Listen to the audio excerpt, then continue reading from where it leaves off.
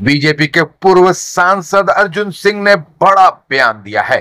उन्होंने कहा कि बंगाल में सनातनी हिंदू खतरे में हैं और अब अपनी रक्षा के लिए उन्हें हथियार उठाना ही पड़ेगा। अर्जुन सिंह ने साफ लफ्जों में कहा कि जो हिंदू बचे रहना चाहते हैं उन्हें अब चुप बैठने का वक्त नहीं है, उनके लिए हथियार रखना जरूरी हो गया है। अर्जुन सिंह ने पश्चिम बंगाल के शिक्षा मंत्री ब्रात्य बसु पर बड़ा हमला करते हुए उन्हें माओवादी करार दिया।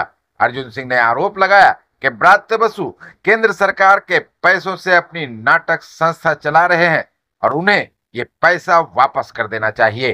बैरकपुर के पूर्व सांसद ने कहा कि मुर्शिदाबाद में घर छोड़ने पर मजबूर हुए हिंदुओं की मदद के लिए उनकी कार्तिक महाराज से बातचीत हुई है और जल्द ही उन लोगों की मदद शुरू कर दी जाएगी। ब्रात्य बसु तो माओवादी लोग, ওরা তো জ্ঞানেশ্বরী ট্রেন অ্যাক্সিডেন্টে শশধর মহতোকে ব্যাকআপ দেওয়ার লোক আছে। তো ও অস্ত্র ভাষা জানে না, ওরা তো অস্ত্র ভাষাই জানে। মমতা ব্যানার্জি পশ্চিম বাংলাকে যে জায়গা নিয়ে যাচ্ছে, সনাতনী হিন্দুদেরকে বাঁচার জন্য একটাই রাস্তা আছে, তাকে অস্ত্র নিয়ে থাকতে হবে, নাহলে বাঁচতে পারবে না। যে অবস্থায় চন্দন দাস আর হরগোবিন্দ দাসের খুন হলো, সে কি বিজেপি করতো, কংগ্রেস করতো, সিপিএম করতো? যারা ভোটের সময় নো ভোট টু বিজেপি করে সেই পার্টি করতো। যখন খুন হলো তখন তো এটা দেখলো না কি সিপিএম করে, আর কীভাবে নৃশংসভাবে খুন করেছে। এরপরেও যদি জ্ঞান না হয়, এরপরেও যদি নিজের রক্ষার জন্য সুরক্ষার জন্য মানুষ অস্ত্র না রাখে, আমাদের তো সনাতন ধর্মে বলাই আছে, আমাদের তো ঠাকুর দেবতা সব অস্ত্র নিয়েছে, আমি তো পুজো করবো না। আর ওর থেকে জ্ঞান নিতে হবে। তার কোনো জাতি নেই, কারণ ধর্ম নেই। কমিউনিস্ট একটা লোক, কমিউনিস্ট মানে কামাইনিস্ট লোক, কামাই করা লোক। ওর কী আছে ছিল? ও নাটক এখনও কেন্দ্রীয় সরকারের পয়সা দিয়ে নাটক কোম্পানি চলে ওদের। এই নাট্য একাডেমি কেন্দ্রীয় সরকারের পয়সা দিয়ে চলে। ব্রাত্য বসু যদি তোমার ক্ষমতা থাকে সেই পয়সাটা ফেরত দিয়ে দাও। তোমার যেই কোম্পানিগুলো চলছে, যে নাটকগুলো করছো, নাটকের পয়সা নিয়ে কেন্দ্রীয় সরকারের পয়সা নিয়ে ফুর্তি করছো, সেই টাকাটাকে নেওয়াটা বন্ধ করো।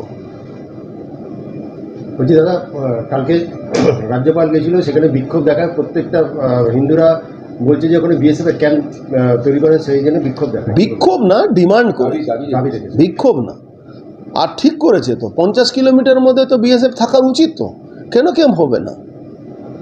9টা জেলাতে যারা বর্ডারিং জেলা আছে, বর্ডারের জেলা আছে, 9টা জেলাতে বিএসএফ 50 কিলোমিটার মধ্যে ক্যাম্প করা উচিত। তো কেন ক্যাম্প হচ্ছে না বা হবে না? কেন ফেন্সিং হবে না? নিশ্চিতভাবে করতে হবে কেন্দ্রীয় সরকারকে। কেন্দ্রীয় সরকারের দায়িত্ব আছে, পশ্চিমবাংলায় হিন্দু সনাতনীরা বিপদে আছে।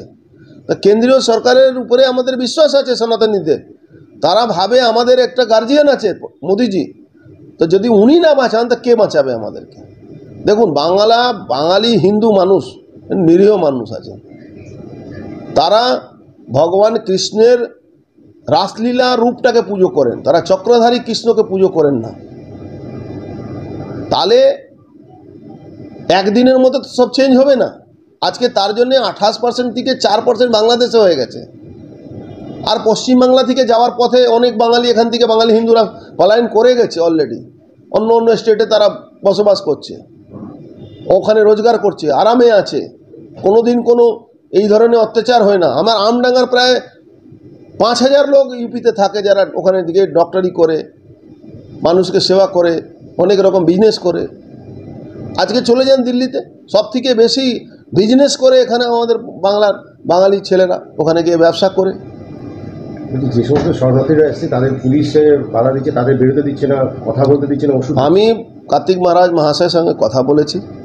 আমরা ভারত সেবা আশ্রমকে আমি নিজের তরফ থেকে আমরা এখানে কন্ট্রিবিউট করব, ওনাকে দিয়ে আমরা ওখানে সাহায্য প্রদান করাবো। আমরা চেষ্টা করছি, উনি আমাকে সময় দেবেন 2-1 দিনের মধ্যে। কেন আমাদের হিন্দুদেরকে বাঁচাতে হবে, আর মুখে শুধু না, সব দিক থেকে বাঁচাতে হবে। শুধু মুখে বলবো না, যেভাবে হিন্দু বাঁচবে ওই জায়গা বর্ডার এলাকাগুলোতে, সেভাবে আমাকে হিন্দুকে বাঁচাবার জন্য আমি জান প্রাণ দিতেও রাজি আছি, আমার কোনো অসুবিধা নেই। আপনি কি যাবেন এখন? নিশ্চয়ই যাব, নিশ্চয়ই যাব, শুধু বললাম না মুখের কথা বলছি না, নিশ্চয়ই যাব।